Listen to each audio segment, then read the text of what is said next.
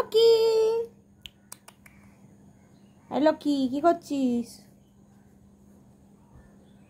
এই লক্ষ্মীকে কে ফেলে দিয়ে গেছিল?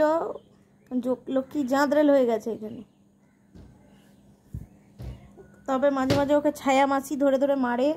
বল লক্ষ্মী। আহ আহ, এই দেখ আমার ফাঁকা হাত।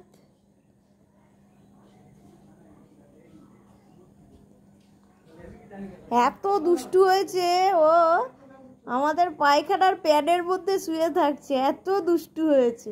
আর তোর শোয়ার জায়গা নেই? এই তো এইখানে বেশ শুয়ে আছিস, এইখানে শুতে পারিস, ওইখানে শুতে পারিস, কত শোয়ার জায়গা আছে।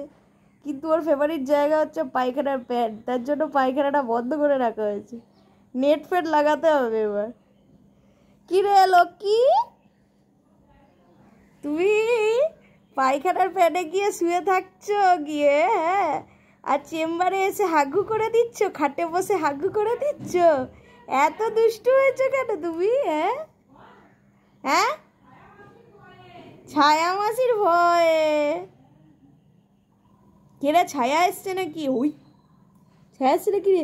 এই মিষ্টি আসছে। এ বাবা, মিষ্টির সাথে সাক্ষাৎ। ওলে বাবালে, এই মিষ্টি ওকে মারবি না একদম। মিষ্টি অনেকদিন আসিস নি, কিন্তু ওকে মারবি না একদম। ও ভালো সময় ভিডিও করছি আমি। মিষ্টি আর আমাদের এই ভপানি রানী কোথা দিয়ে আসবে মিষ্টি এবার? এবার মিষ্টি কি করবে? মিষ্টির কিছু করণীয় আছে? মিষ্টি কি করবি রে?